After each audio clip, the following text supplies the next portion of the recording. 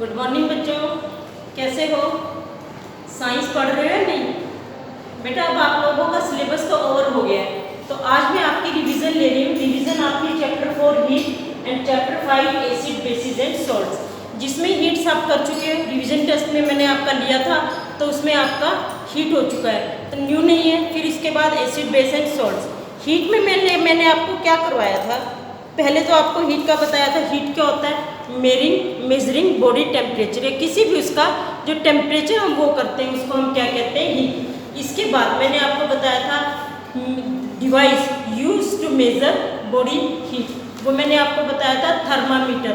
और थर्मामीटर में भी मैंने आपको दो बताए थे, क्लिनिकल, लेबोरेटरी। ठीक है, और इसमें क्लिनिकल और लेबोरेटरी में मैंने आपको बताया था जो क्लिनिकल होता है वो तो लिविंग जो बॉडी होती है उसका टेम्परेचर मेजर करते हैं, और जो आपका लेबोरेटरी होता है इसमें जैसे हम वाटर, रूम टेम्परेचर, इस तरह से हम मेज़र करते हैं। इसमें मैंने आपको डिफरेंसेस भी बताए थे, ये आपको करने हैं।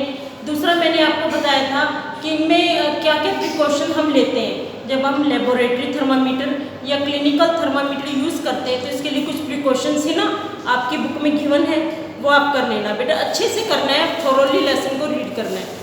दूसरा मैंने आपको बताया था transfer of heat. Transfer of heat में मैंने आपको मेनली 3 प्रोसीजर बताए थे, कंडक्शन, कन्वेक्शन एंड रेडिएशन। इसमें बेटा एक चीज़ याद रखना, वैसे तो मैंने आपको सबकी डेफिनेशंस करवाई हैं, इसके आंसर की भी भेजी हैं, तो आपको इनकी डेफिनेशन लर्न करनी है। कंडक्शन, कन्वेक्शन करंट, रेडिएशन, इन सब की डेफिनेशंस करनी है।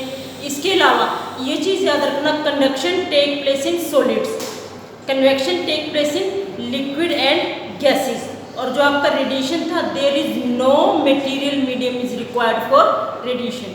ये बेटा ध्यान रखना, 1 मार्क्स में भी आ सकता है आपका। और अभी आपको पता है आपके रिवीजन टेस्ट शुरू होने वाले हैं 29 से, ठीक है। और जो 29 से आपके रिवीजन टेस्ट होंगे उसमें बेटा आपका मेनली हम सब्जेक्टिव ही लेंगे। अभी तक तो आपका रिवीजन टेस्ट ले रहे थे, वो आपके MCQ थे, लेकिन अब आपका सब्जेक्टिव है। और आप वो मत करना कि आपको शॉर्ट नोटिस पे हम मैसेज भेज सकते हैं कि कल आपका है, और हीट तो मैं आपका ले चुकी हूँ। इसके अलावा कंडक्शन में मैंने बताया था आपको ये कंडक्टर, इंसुलेटर, ये सब मैंने आपको बता दिया था, ठीक है। इसके बाद कन्वेक्शन में मैंने आपको बताया था कि लिक्विड्स में होता है, उसमें ट्रांसफ़र होती है, और इसमें मैंने आपको एक्सप्लेन किया था sea breeze and land breeze. ये बेटा अच्छे से कर लेना कि सी ब्रीज क्या होता है, लैंड ब्रीज क्या होता है, और वो कब होती है, ये सब मैं आपको करवा चुकी हूँ। इसके बाद नेक्स्ट मैंने आपको करवाया था ये रेडिएशन। रेडिएशन में मैंने आपको यही बताया था कि no material medium is required, और इसके अलावा आपको बताया था कि sunlight reaches to earth by this method, ठीक है। रेडिएशन से ही सनलाइट जो है हमारी अर्थ तक पहुंचती है। क्लियर बच्चों? तो हीट में आपके इतना ये लेसन आप कर भी चुके हो। और मैंने आपको बताया था कि वाइट जो बॉडी है वो मिनिमम हीट एब्जॉर्ब करती है, और जो ब्लैक सरफेस है वो मैक्सिमम हीट एब्जॉर्ब करता है, ये बताया था। तो ये रीज़न है कि समर में हम वाइट कपड़े पहनते हैं और विंटर में हम कलरफुल पहनते हैं ताकि मैक्सिमम हीट हमें मिले। इसके अलावा मैंने आपको बताया था 1 थिक ब्लैंकेट, उससे बेटर क्या है आपका thin blanket with 2 thin blanket, वो बेटर है, क्योंकि उनमें क्या होती है air is bad conductor of heat. ये सब आपका हो गया है, तो बेटा ये लेसन आप कर सकते हो बड़े आराम से। इसके बाद नेक्स्ट लेसन आपका है एसिड्स, बेसिस एंड सॉल्ट्स। बड़ा इंटरेस्टिंग चैप्टर है, आपने लर्न भी कर लिया होगा। एसिड्स में मैंने आपको एसिड्स के बारे में बताया था, दे आर सोर इन टेस्ट, ठीक है, इनके बारे में बताया था। और इसके अलावा मैंने बताया था कि उनमें डिफरेंसेस क्या है। Bases are bitter in taste, bases जो होते हैं बिटर होते हैं, और सॉल्ट जो होते हैं मैंने आपको बताया था कि न्यूट्रलाइजेशन रिएक्शन से बनते हैं। Acid plus base they combine to form salts and water, ठीक है, तो ये आपको बता दिया था। इसके अलावा मैंने आपको बताया था कि कुछ एसिड्स ऐसे होते हैं, विग्रस होते हैं, उनको हम टच नहीं कर सकते, उनको टच करना हमारे लिए सेफ नहीं होता। तो उसके लिए हम कैसे पता लगाएंगे? अब एसिड्स का भी कलर कई बार वही होता है, बेसिस का भी वही कलर होता है, तो हम उसके लिए कैसे पता लगाएंगे कि गिवन मटेरियल इज एसिड्स और बेस? इसके लिए मैंने आपको बताया था इंडिकेटर हम यूज़ करते हैं। इंडिकेटर क्या होता है? Substance use to detect whether the given substance is acids और बेस। तो उसके लिए हम क्या यूज़ करते हैं, इंडिकेटर। और इंडिकेटर में भी मैंने आपको दो बताए थे, नेचुरल इंडिकेटर और आपका सिंथेटिक, ठीक है, या केमिकल भी आप कह सकते हो।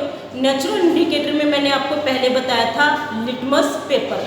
Litmus paper is obtained from lichen, बताया था ना, नेचुरल होता है और लाइकन से ये ऑब्टेन होता है। और इसमें आपको बताया था कि जो ब्लू लिटमस और रेड लिटमस। इसके बाद मैंने आपको एक्टिविटी भी करके दिखाई थी कि acid turn blue litmus to red and bases turn red litmus to blue.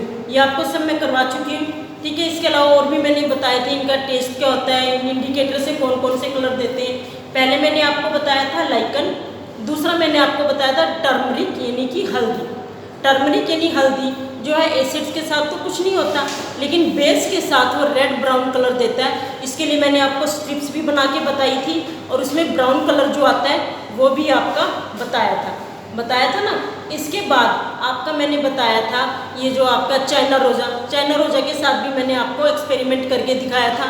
इसके बाद सिंथेटिक में आपके मेनली आते हैं मिथाइल ऑरेंज, फिनोल पथेलिन में मैंने आपको बताया था कि एसिड में तो ऐसा सच रहता, कोई इस पर असर नहीं होता, लेकिन it changes it colour with base, और ये पिंक कलर का हो जाता है। ये भी मैंने आपको करके दिखाया था कि फिनोल पथेलिन में जब हम थोड़ा सा बेस डालते हैं तो it changes colour to pink, ठीक है। और मिथाइल ऑरेंज में मैंने बताया था कि एसिड के साथ येलो कलर देता है और उसके साथ ऑरेंज, क्लियर।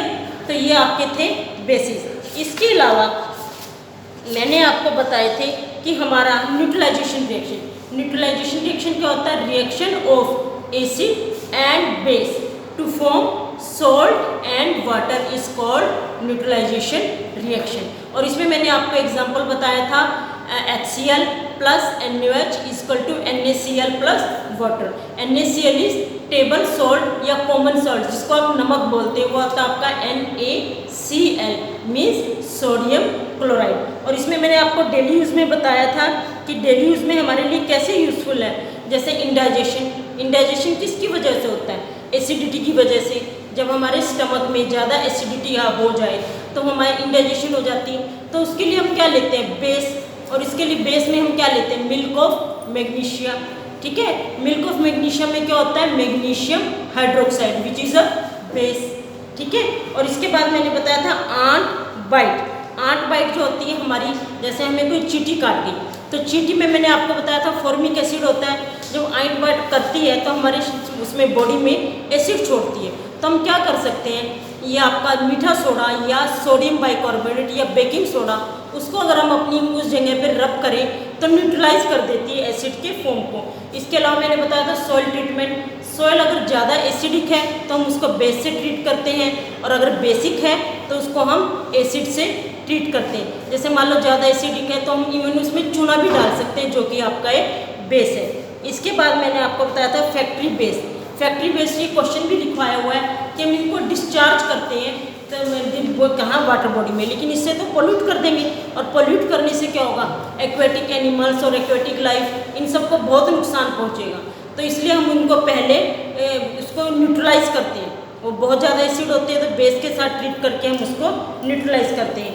ये सब रिएक्शन मैं आपको करवा चुकी हूँ। बेटा एक्स्ट्रा क्वेश्चन भी करना है। एक्स्ट्रा में मैंने बताया था sulphuric acid is called king of acid. ये एक्स्ट्रा क्वेश्चन करने हैं, इंपॉर्टेंट डेफिनेशन मैंने लिखवाई है, आंसर की फॉर्म में मैंने भेजे हैं। अच्छे से बच्चों तैयारी करना, घबराना मत। ओके बच्चों, गॉड ब्लेस यू, खुश रहो। अच्छा बच्चों, थैंक यू, ठीक है, अच्छे से करना तैयारी।